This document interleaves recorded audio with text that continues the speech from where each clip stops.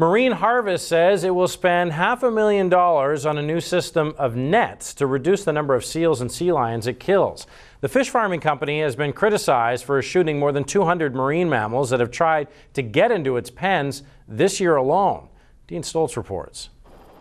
Fish farming on the BC coast can be a controversial business sometimes, but when marine mammals like seals and sea lions are being killed in growing numbers, the companies themselves agree that something has to be done. We were being attacked on the farms by the sea lions, and we took non-lethal measures in excess of tens of thousands of dollars by trying to use divers and tighten up what we could in the water with netting and that until we exhausted all our resources there, and we had to turn to lethal measures. Fish farming companies are allowed to shoot marine mammals that try to get into their fish pens, and Marine Harvest, which releases its numbers publicly, has had to do it more than ever.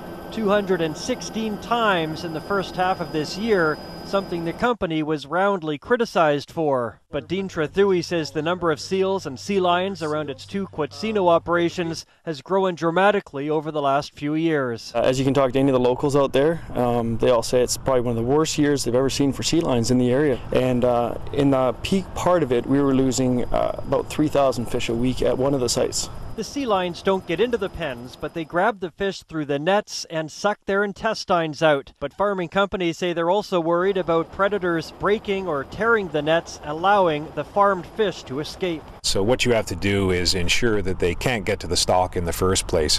But once they do realize that they can breach the pen, it's very, very difficult to deter the animal from doing it again. So with the goal of killing zero predators, Marine Harvest is spending $500,000 to put an extra layer of special netting around two of its Quatsino operations on the west coast. It's a high-density polyethylene net with a stainless steel core weaved into the interior of this. It'll surround the pens on all sides and underneath, keeping the predators out and keeping them from being killed.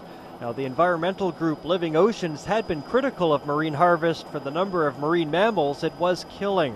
This is not going to solve the problem in the long term, and they're investing a significant sum of money. We believe that it would be better spent on closed containment. Let's get all these net cage farms out of the water. The new netting should be in place around the farms at Quatsino by the end of the year.